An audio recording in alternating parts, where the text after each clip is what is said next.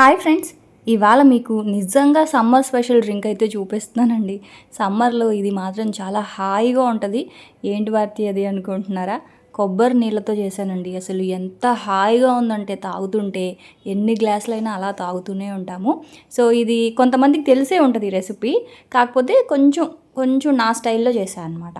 అయితే ఇది coconut juice. So రాజమండ్రిలో ఉన్న వాళ్ళకి ఈ కోకోనట్ జ్యూసు తెలిసే ఉంటుంది, ఎందుకంటే అక్కడ బాగా ఫేమస్ అనమాట. కొబ్బరి ఉంటుంది కదా, కొబ్బరి బోండంలో ఉన్న కొబ్బరిని తీసి అందులో కొబ్బరి నీళ్ళు వేసి ఇలా మంచిగా మిక్సీ చేసుకోవాలి. నా దగ్గర హ్యాండ్ బ్లెండర్ ఉంది కాబట్టి హ్యాండ్ బ్లెండర్ తోటి మంచిగా జ్యూస్ చేసుకున్నాను.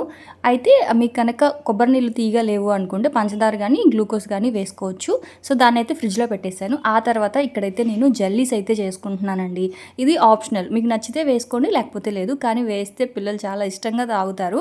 ఏం లేదు, ఒక గ్లాస్ కొబ్బరి నీళ్ళని వేడి చేసి అందులో half spoon agar agar powder, agar agar powder మనకి బ్లింకిట్లో కూడా దొరికేస్తుంది. సో అగరగర్ పౌడర్ని హాఫ్ స్పూన్ కొంచెం వాటర్లో మిక్స్ చేసి మరుగుతున్న కొబ్బరి నీళ్ళలో వేసేయండి. స్వీట్ కోసం ఒక 2 స్పూన్లు పంచదార అయితే వేయండి. కొబ్బరి నీళ్ళు కనుక తీయగా ఉంటే అవసరం లేదు. ఒకవేళ చప్పగా ఉన్న కొబ్బరి నీళ్ళు అయితే ఒక 2 స్పూన్స్ అలాగా పంచదార కానీ గ్లూకోజ్ కానీ వేసుకోవచ్చు.